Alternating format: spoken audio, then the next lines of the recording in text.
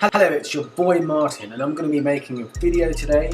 The video is going to be about Team Guy, which includes Mike Guy, obviously, Neji, Tenten, and Rock Lee, going up against the likes of Zabuza. Zabuza was the A-rank threat at the beginning of Naruto. He's an exceptional Jounin, one of the 7 ninja swordsmen of the mist, and he uses the Executioner Blade. And then Haku, if you forget, was like an absolute prodigy for his age.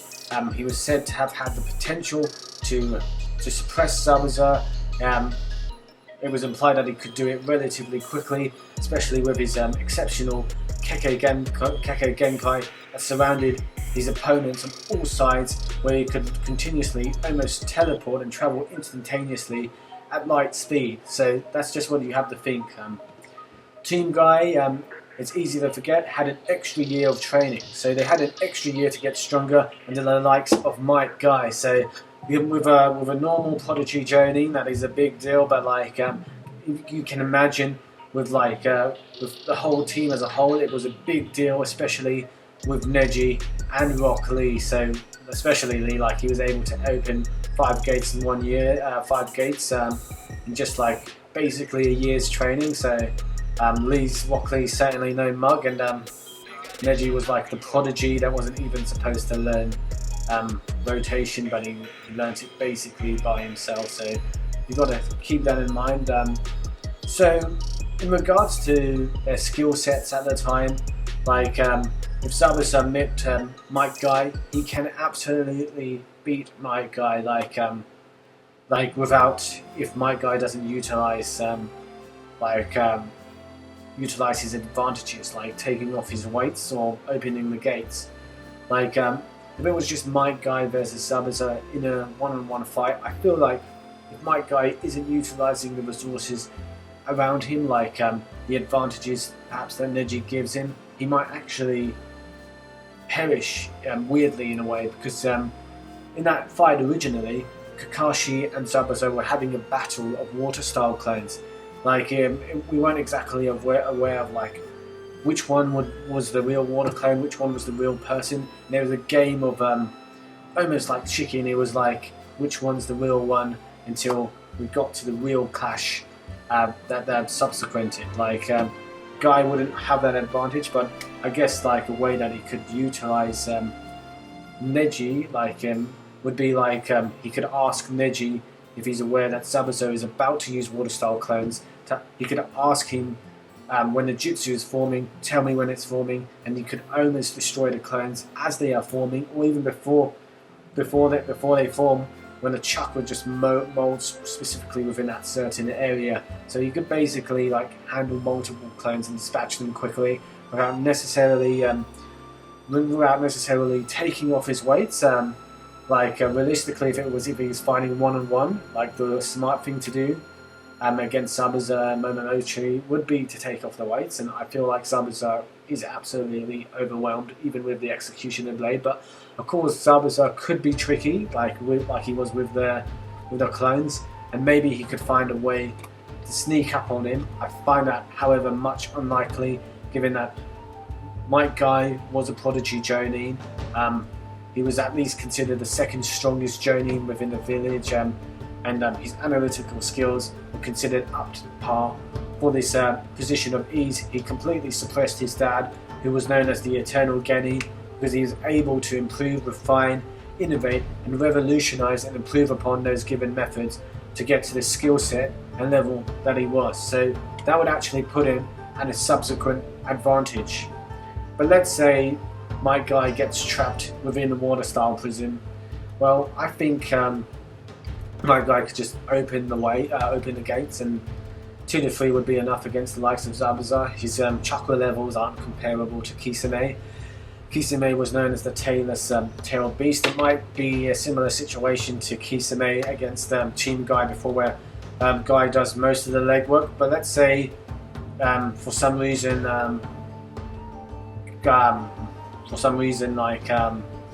Mike Guy gets trapped in a water prison, and he's hit by like a kunai or a senbone, and is laced with with a sedative that kind of almost like paralyzes Might Guy into position. Like he can barely move, at least for a period of, let's say, 5 minutes, and which means he can't concentrate his energy to even open one of the gates. So let's say he's trapped in a water-style prison.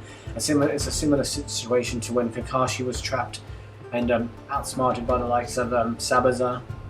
And Team Guy basically have to fight for themselves. They have to protect the bridge builder. The bridge builder was there to obviously build a bridge to connect to the mainland from the land of waves. So the oppressed people who were suffering economically and through sabotage and treachery could achieve their true freedom and independence. So yes, Team Guy would obviously protect Tazuna, the bridge builder. They're strong enough to defeat like Zabuza, or find an opening against Zabuza. Like air pump can disable or weaken your chakra point to slow you down. Lee's exceptionally fast, and if he takes off the weights, he can take on the likes of Zabuza, especially with Neji working in conjunction. They could utilize 10-10 very well. Like if 10-10 puts up the first attack and from a mid to long range, before Lee and Neji rush in and Zabuza is distracted, that could just leave an opening or a gap that could be absolutely crucial to beating that initial clone. So in regards to beating that initial clone, that would be absolutely of use. So I think they would defeat the initial clone. Neji would quickly work out that Zabuza's first water style clone is in fact a clone. I'm sure 10-10 would have the perception skills as well. Even if Lee was foolish enough to believe that it wasn't in fact a clone and it was the real deal, he could basically destroy it so easily once he takes off the weights. Zabuza's clones aren't going to be messing with Lee, especially with Lee's giving him advantages of training with Might Guy and having that extra training. So yeah, basically, and I think they could create some kind of opening. Like Zabuza had one hand occupied on Kakashi, so he would have one hand occupied on Might Guy if he was theoretically trapped in a water style prison. So that gives the chance for Team Guy, like Neji, 10-10 and Lee, to quickly dispatch the clones and get there as quickly as possible. So they get there quickly, and once they get there, it's pretty easy. Neji has air pump. They're smart and analytical. Neji has the analytical skills to tell them not to rush in like idiots. 10-10 could just feasibly fire multiple kunai, and that would be enough to get Zabuza to latch off the grip. So it is because at the end of the day, it was only one kunai that made Zabuza let go. Of course, Zabuza was completely taken off guard. It was unexpected, but he was still threatened by that one kunai. And 10-10 never misses, apparently. Even though she doesn't have any magical dojutsu Sharingan eyes. If feasibly they don't do that, then Lee could feasibly create a distraction by kicking up a large amount of water, and then he could kick up multiple streams of water, and then Lee could feasibly hit Zabuza with an attack and air pump, so they could basically use that as cover, and guys breaking out of the prison basically destroyed. End of story, end of days. But let's say Zabuza and Guy stalemate. Guy opens the one gate at least, and possibly two, so he's out of commission for a while. They meet up on the bridge. I think those samurai get taken out pretty easily. The samurai get taken out pretty easily, but unless Naruto was only in that position where he could save the mum and child. So remember, there was a child that was a grandson of Tazuna, and Tazuna's daughter, which was the child's mum, I think. Basically Naruto came clutch and he saved them from the samurai and defeated them easily. There wouldn't be the same problem with Lee being exhausted. Even if Lee was able to open one gate, I don't think he would be out of commission long enough in regards to to the rematch, between Zabuza and Haku. So yeah, we've got to keep that in mind. So so they might unfortunately perish, but we skip ahead to the bridge. It's going to be Zabuza and Kaka. It's going to be Zabuza, and it's going to be Might Guy again, and Might Guy would absolutely stump. But let's go back a bit before that, because in the original battle, like, Sasuke was able to defeat the water style clones that Zabuza had with absolute and utter ease. Like, basically that the tree climbing training improved their like chakra control, their stamina substantially, like puts it on a different level. That Sasuke's taijutsu absolutely improved, and they were able to theoretically use like a greater variety and amount of jutsu without like exhausting their chakra because of that training. Like, if they were going to be taught certain ninjutsu or genjutsu later on. So yeah, Sasuke was able to defeat like Zabuza's water style clones, and I think they were at 15% of power. Neji would do similar. We see Neji blitz Kisame's water style clones once he's freed from the water style prison, when Kisame fought against Team Guy at that limited power. I think it was around 15% as well. So we basically see that it might have been up to 25%. So Lee could do the same as well, like against Zabuza's water style clones. They're weak enough that feasibly Lee could do that. Tenten would definitely hold off better, and she'd be able to hold him off long enough that like one of the other guys could feasibly destroy the water style clones. Like, she'd be able to fight pretty well, like at close range combat compared to Sakura. She'd be able to do a lot better in regards to protecting Tazuna, the bridge builder. So once we get to the ice mirror situation, so let's say they're all trapped within like Haku's ice mirrors. Like, Haku basically surrounds them, utilizes his hand signs exceptionally quick, and Lee and Neji and Tenten, despite their skill and abilities, they can't stop it from happening. Haku basically traps them within the ice style dome.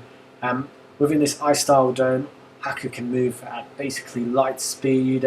He has a bird's eye view. He can attack from any and all angles. He could utilize clones and after images, and his ice style mirrors are absolutely exceptionally resistant. Like, they were resistant to Sasuke's fire style, and that was actually a big deal at the time. Kakashi was shocked that Sasuke could even utilize fire style. Sasuke utilized a very strong fire style, especially for somebody of his age.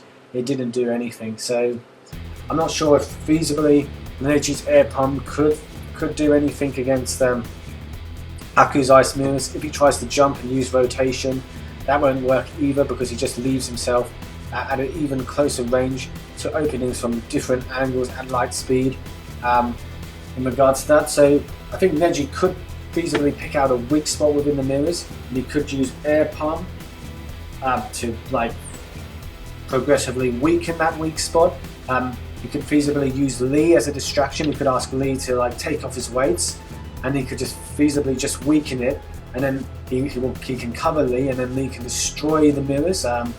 Of course, Tenten might have some like paper bombs, or might be able to utilize some kind of like powerful jutsu. Like, I'm not sure. Like, she could feasibly like summon like a large blinding light, which could create an opening with the amount of scrolls she has. Like, you think she might have at least like a flash bomb or flash grenade on her, and that could feasibly create the opening for Lee and Neji to break out of that ice stone. So Haku's Kekkei Gunkai might absolutely be in trouble in that regard. Like, if Lee doesn't take off his gates, they could feasibly lose. Like, even if Neji was able to pick out a weak spot. But I think they're breaking out because Sasuke was able to anticipate and dodge moves. Yes, he had the Sharingan, which allowed him to dodge like otherwise faster attacks than you would otherwise expect of a gaining of his level and training at the time. But Lee was like a prodigy with a special dojutsu. It's called a Byakugan, and in case you didn't know, so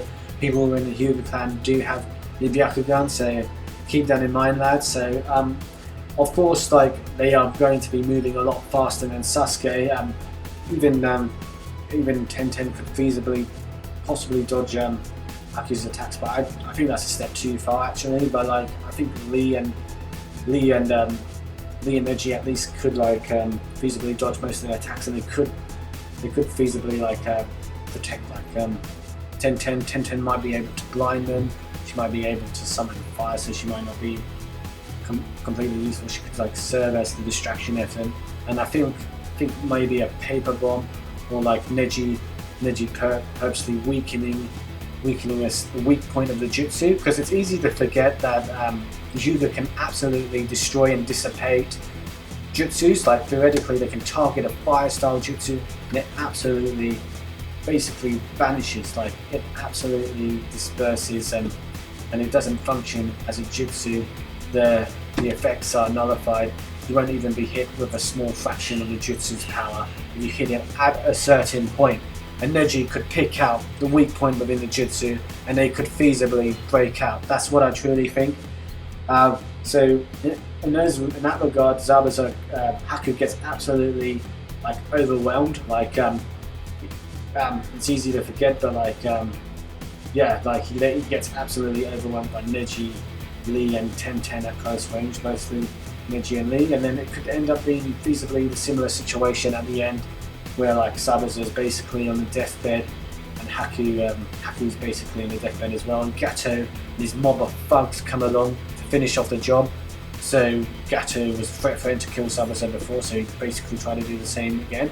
But this time I think 10-10 could basically take out like most of those thugs with her strongest jutsu, Rising Twin Dragons.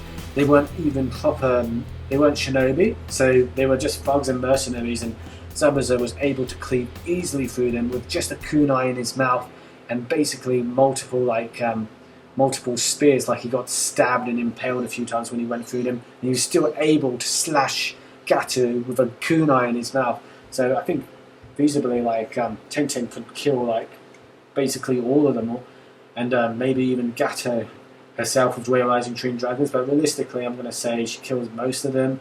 Neji sweeps up the remnants, perhaps, if he gets involved, and Zabuza finishes the job off with Gato. The bridge ends up being called Hyuga Bridge, or Lee Bridge, or Power of Youth Bridge, or 10 out of 10 Bridge, and everybody has a wonderful day, everybody has a wonderful life. They fucking prove that they're a lot stronger than Team 7. Might Guy brags about it. Neji looks curiously at Sasuke because they're rivals or something at the time. Lee's like, this is my hero's team, and 10-10 will be looking curiously at what the hell Kakashi is doing with this team. So she's going to be like curiously looking and smiling and just seeing what's going on. So that's basically what's going to happen, lads. Have a nice time. Have a nice life. Like and subscribe, you guys.